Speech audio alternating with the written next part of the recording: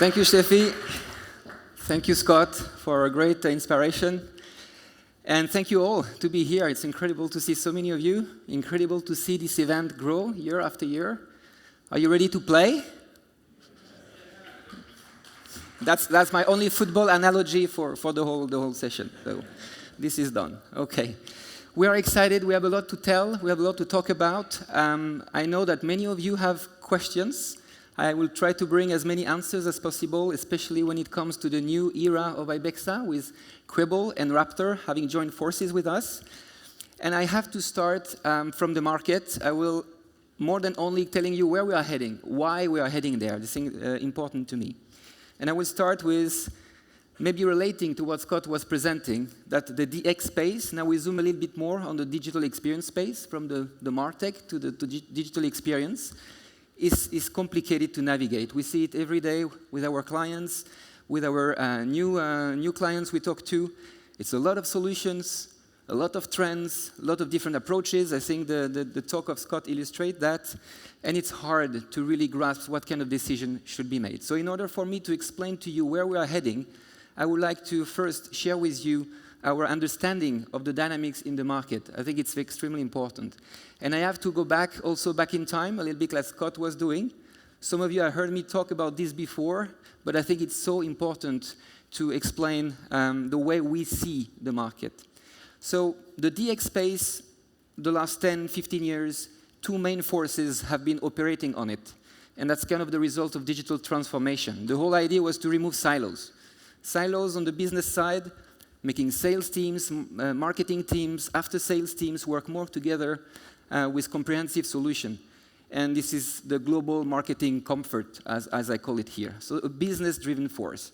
And on the other side, the same idea to remove silos, but by connecting technically faster with higher agility all the components in the organization. And this is the technical agility force here. So here you have all the API first, the headless trends, the Mac trend come obviously from this side here. And this has been, in a way, operating on the DXP market for the last years. We have been writing this blog post and this analysis 4 years ago. It has been a guiding, in a way, analysis we've made that on one side you have the suite that Scott was talking about, maybe more monolithic oriented, and all those new components that popped up over the last 10 years, the SaaSification of our industry with all the innovation related to this, maybe more microservice oriented on that side. And we have understood quite early that those worlds will be converging. On one side, the suite, try to make their suite less suite, more modular, more granular. And on the other side, of course, the SaaS applications have been growing in scope. They're covering a bigger business problems. Acquisition have happened, consolidation, and to reach this holy grail of our industry, the composable DXP. Everybody has been talking about that now for the last 5 years. There was also another dynamics in the organizations that convinced us already 4 or 5 years back that this is going to happen, and it happened, is the business lock-in inside organizations. You were either very dependent of a big software suite, or when you had 4, 5, 6, 7 SaaS solutions, very dependent on your developer teams or your agency. And we understood working with our clients that a better healthy balance in terms of lock-ins also contributed to that convergence.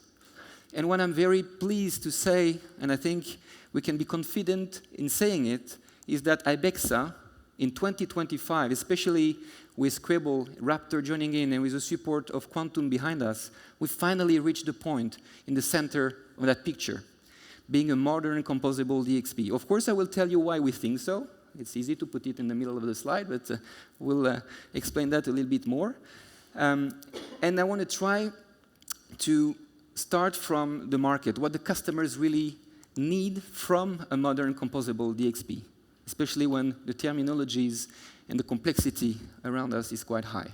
So let's go to very simple scenarios. There are 2 scenarios that we hear every day. I'm pretty sure you will be able to relate to those. We hear on one side that we have a specific pain point, a specific problem, and we need one single solution to solve it, API-driven, easily to integrate it in our existing stack, and you, of course, take a SaaS component, a SaaS application to do this. And of course, you can switch that with agility. So this is, the CMS, DAM, PIM, you can relate to these kind of projects. Our partners do that every day. And on the other side, we hear more and more. We are local marketing organizations in 10 countries, global marketing operations, and we need a comprehensive solution for those users. We cannot justify anymore to log in 12 systems to handle our marketing operations. And again, I think what Scott presented illustrates that. So we hear those two things very clearly. The problem today is that the current players that cannot satisfy the both sides. You are either very good at solving one problem and bad at the other one, or vice versa. So you have the SaaS application. They are extremely good at dealing with this. They are also very good at, when you have 4, 5, 6 of them, to build nice digital experience on top of it. And assemble the digital experience is not a problem. It's actually very performant. We did a lot of headless projects in the Ibexa ecosystem. The problem is on the internal side of the organization. It's a nightmare for marketing teams. And there is even a word that popped up in 2023 or 2024. I don't remember. The Mac fatigue. Okay, what does that mean? Well, it means there is no core. You have 4, 5, 6, 7 cores, and you need to orchestrate and please the marketing organization, and it's very difficult. So, great on one thing, more difficult on the other thing. And there are new trends, like front-end as a service. They are trying to do this in a different way, but it's also very rigid and very difficult to do well. On the other side, of course, the current DXP players are very good at dealing with the marketing teams, with end-to-end customer experience management, great capabilities for the marketing teams, but they struggle on the other end to please the other needs. Even though they say so, we have a fantastic component for this, a fantastic component for that. The reality is that it's so much focused on integration and that it's not true composability. And the best way actually to look at this, they rebrand everything. They buy companies, rebrand everything, and call it one solution. There is even one vendor specifically call it one. It says it all. It doesn't smell composability to me, to put it this way.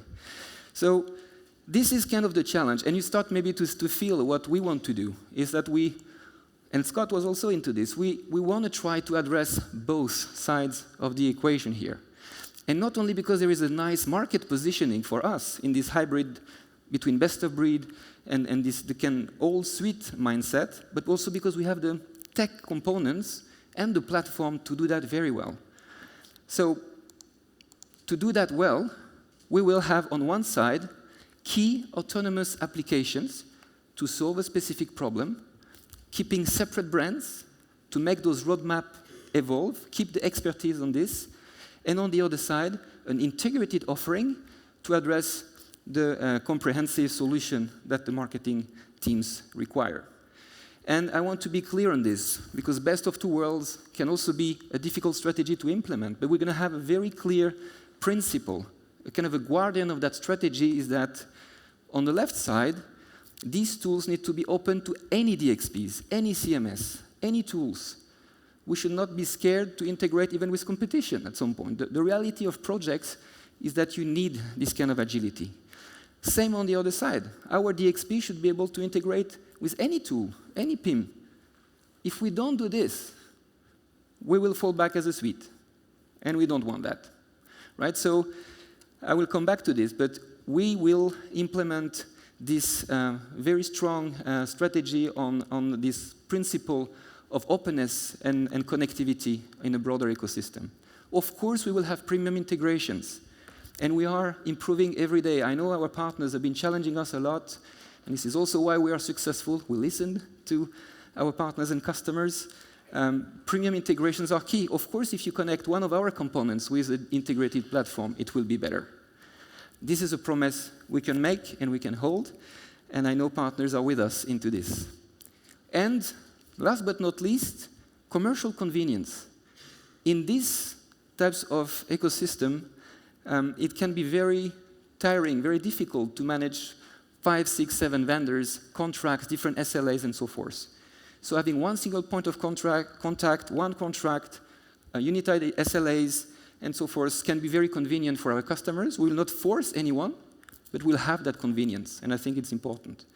And there will also be commercial benefits. I just mentioned it, but we'll have a new rule since 2025. By default, if you are in the family, Quantum family, any other software that you purchase will have a 20% standard commission discount for our customers. So it's also important in our eyes. But we, again, openness on everything. So let me summarize this. We believe that every critical component should serve its own purpose and independently from the DXP. And at the same time, the DXP is more and more an orchestrator, an experience layer that will be open to any components with, of course, built-in premium integrations for our components. So that is dual model, the two doors to composability, that we believe will be the best way to address the market moving forward and to make our customers even more efficient in the marketing operation. Now, how do we go to market with this? I promised myself not to spend more than 1 minute on this slide, even though it's a very interesting topic. So if you like it, we can talk about that later, anytime during the 2 days. It's a lot of discussion those days on this topic. SaaS, PaaS, the CEO of Microsoft saying SaaS is dead. I love when statements like that come in our industry. I remember CMS is dead in 2016. That was great. But seriously, what we can read from this is that there is a shift in the market. There is a shift in the market that I think we should address. And he is saying that basically that all the business logic of SaaS, all the UI of SaaS is moved to an exclusively AI-driven orchestration layer on top. A bit extreme, but I think what's interesting is that there is this feeling of horizontality on top of SaaS that fits very well with our vision of this DXP and orchestration layer, with a strong AI enablement in the middle of it. I put the recommendations from Gartner 3 months ago. The future is still SaaS, just to show that this is not black and white and is not something that's going to disappear or evolve overnight. So our reading of this is that we're going to have a mix of SaaS components and an AI-enabled orchestration layer on top. To put it very short, vertical SaaS and a PaaS. And why PaaS there and not SaaS? I said 1 minute, I'm already at 1.5, but that's okay, is that it brings so much more flexibility, so much more agility for our customers and partners to really do personalized customer experience, especially for our customers who have a lot of complexity. So that's what we want to do. And I'm coming now to what kind of constellation are we building? Because even with this kind of design, you could go in many directions and choose different kind of components and orchestrate that in a different way on top of it. One of my worry, to be completely honest, was to, when we start M&A, and I discussed a lot that with Quantum, is that we dilute your value proposition. The more components you add, the more the risk of diluting your value proposition is high. And one guiding principle we have had here too is that whatever we do, it needs to strengthen our value proposition. If we don't do that, I think we'll lose in terms of impact.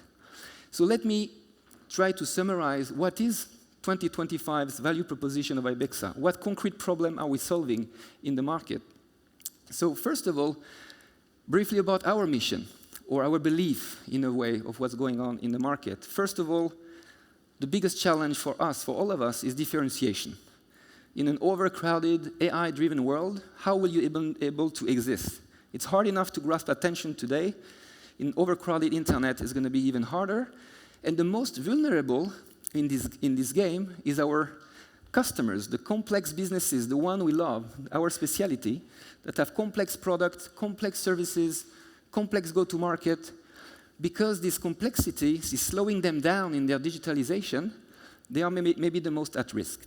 And they tend to get rid of that complexity, and we think this is the wrong path. You need to actually embrace your complexity in order to please the new customer expectations, which is more self-service.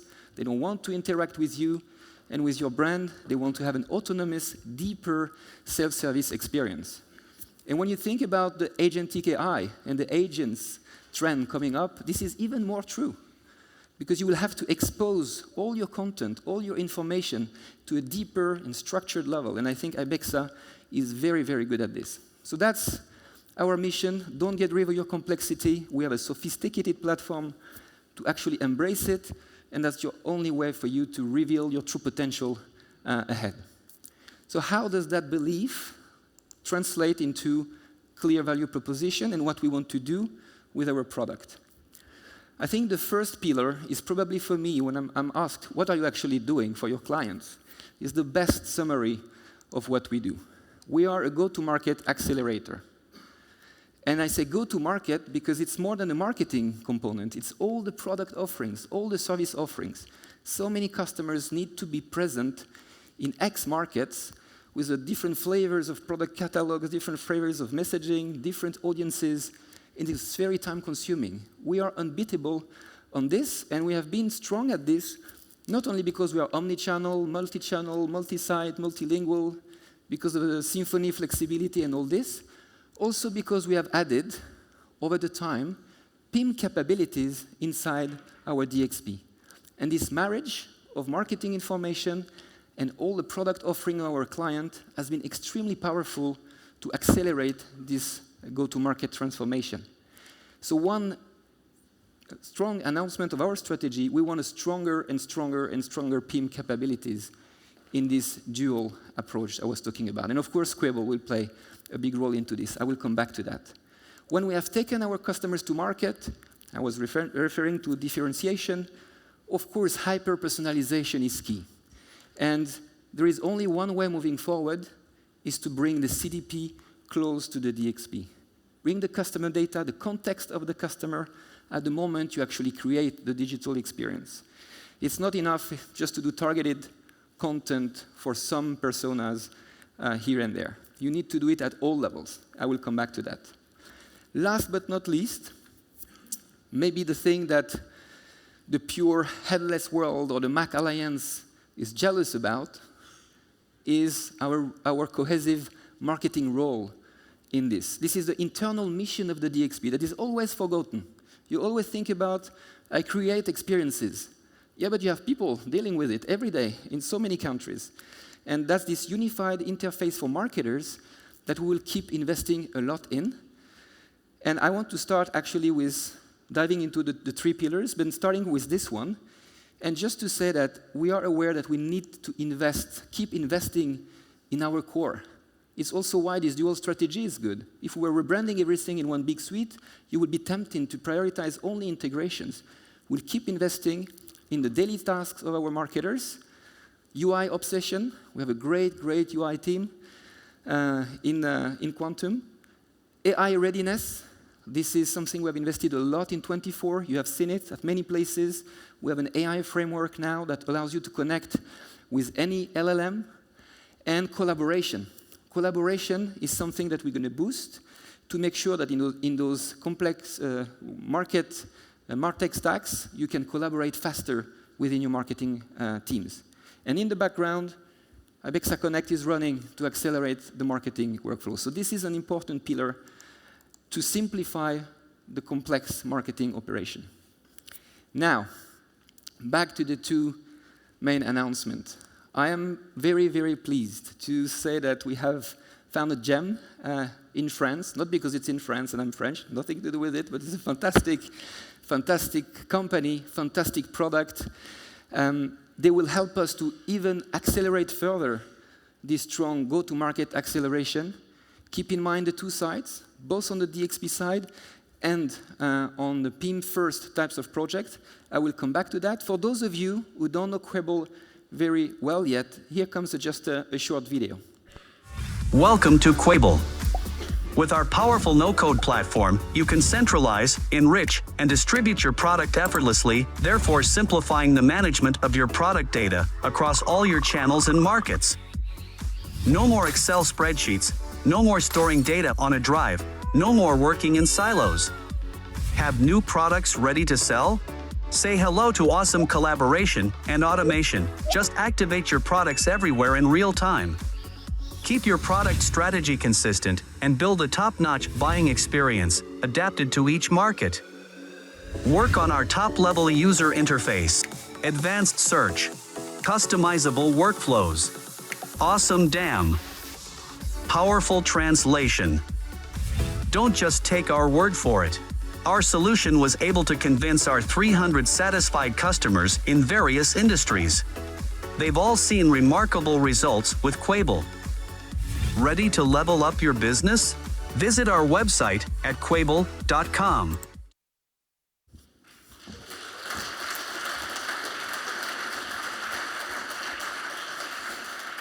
I really invite you to meet the team, fantastic people. I'm really looking forward to the future with the team of Baptiste and François.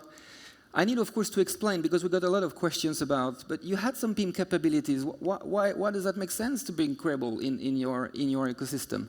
Well, first of all, our strategy here is that we will keep investing on the product experience layer that is in the DXP, because today this is what it is. This is mostly combining marketing information, this product information, to be rendered and presented out there in an omni-channel way for again, this go-to-market penetration. If you want to go deeper, we have a pure PIM solution. Bulk editing, large volume of data import, export, those types of things that we are not focusing on, will be able to help our customers to go deeper in their PIM strategy. And again, don't forget the other part of our strategy. For the clients who will start their journey with a PIM-first approach, no way they would think about Ibexa DXP to start their journey. Here we have a strong, dedicated PIM for them to start their digital transformation. Of course, knowing that there is a nice integration layer coming up if in the next step it makes sense for them. So it's a great complementarity, and it's good also to see that it's a growing market, meaning that more and more customers will need these types of capabilities moving forward. Let's go to the last pillar, hyper-personalization. And here, this is a team that you know already. Many of you work already with that team. So why this union? It's maybe a bit, raising questions for you. Well, first, it's very natural. We figured out we have the first great customer testimonials connecting DXP and CDP. And it was just natural. What if we're doing that together? We could innovate further, and we can bring the CDP at the heart of the DXP on one side, and on the other side, make the CDP even more omni-channel than it was. So for those of you who don't know Raptor well, or even don't know customer data platform concept very well, here again, a short video. Do you recognize each person that enters your business? Each visitor interaction is a vital data point that might go to waste if you don't take ownership of it. That's where Raptor's Customer Data Platform, or CDP, comes in. By integrating each data point in the CDP, you get a panoramic view of your customers' behavior, preferences, and desires. A CDP lets you build meaningful audiences to target specific customer profiles. You can also get a detailed view of each individual customer in the single customer view. What do they like? What are they worth? And how often do they interact with you? These insights allow you to define typical customer personas to target communication more accurately. A key tool in the CDP is the ability to calculate customer lifetime value, a true game changer for tracking long-term metrics to optimize your marketing budget. All of the data insights from the CDP can be activated within Raptor's recommendations, your email marketing, your social media, or wherever you want to reach your audiences.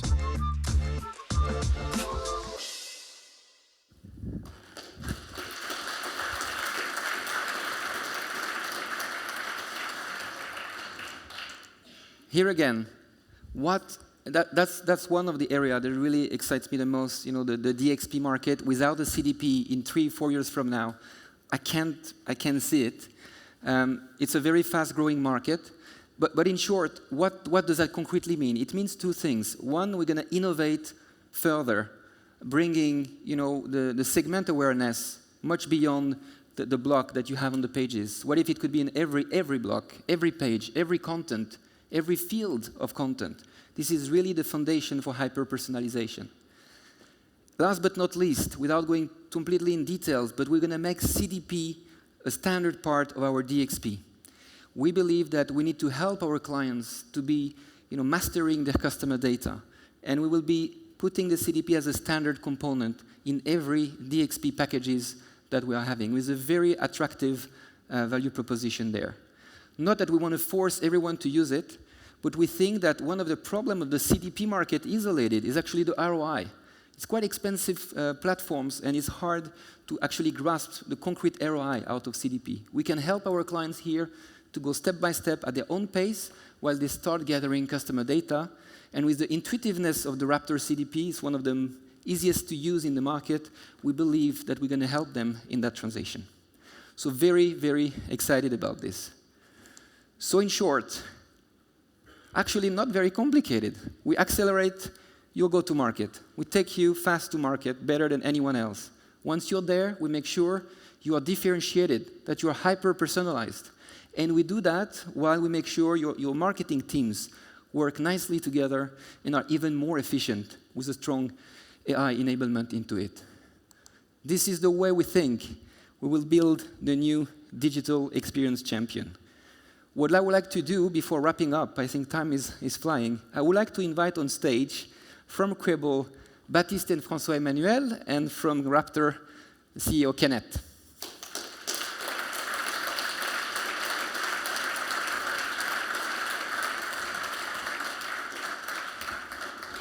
Hey!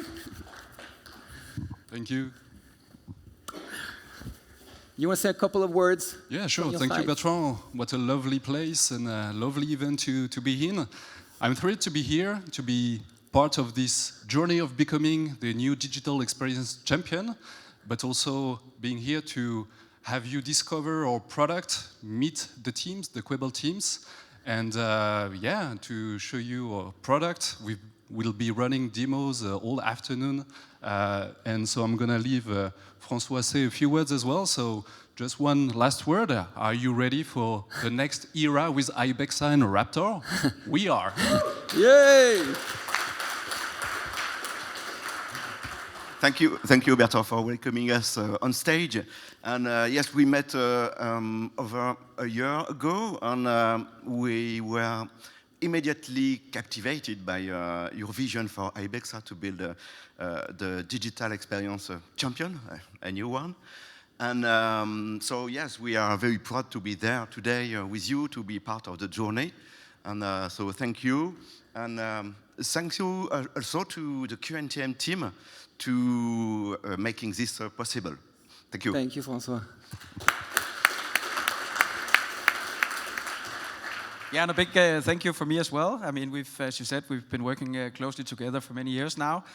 But I think the foundation here is really the love for the product, right? The passion for the technology to deliver high standard. And this is also, as Scott said, the MarTech law, you know, we need to be adaptable to the ever-changing environment. And this starts in the technology, obviously. But I would also say that, you know, we and our partners understand that none of our customers buy the technology, they buy, you know, the business it brings. So we also need to be extremely focused on what kind of value proposition is it that we deliver. So having the cutting edge, you know, starting with the master data and the PIM, giving the customers the one truth and the CDP, and then activate it all through the DXP is really, you know, what makes sense of all this, I guess. So really exciting times, and looking forward to a lot of dialogues over the next 2 days. Thanks. Thank you, guys. Thank you so much.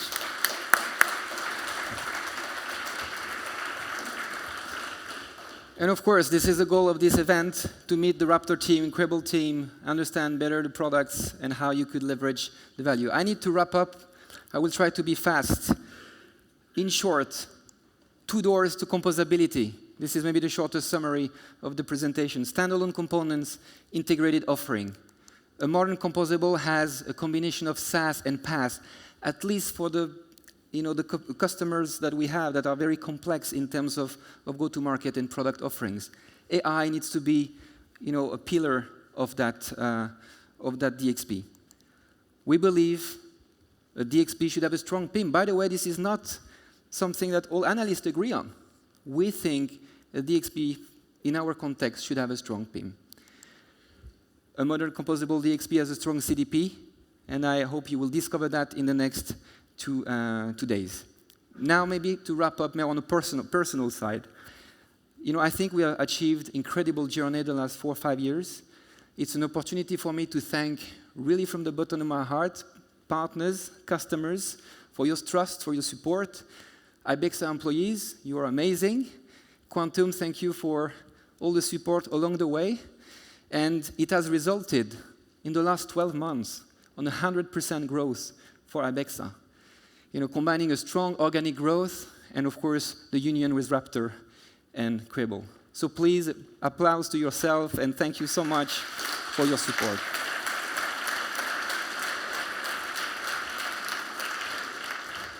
And of course, we're thrilled about success. I think it's a foundation for success. I'm also thrilled to see the results in North America, in the Middle East. We have a global ambition in the company, and it's going to fuel really our energy to put everything to succeed in the next phase. Now, the last note. At the same time, it's more than ever the time for an ecosystem strategy. If you think about it, this is just an ecosystem strategy, not because we are having components and we build an ecosystem ourselves, but in the market, we see more and more customers not picking one technology here, one technology there, but selecting a set of technologies that work well together.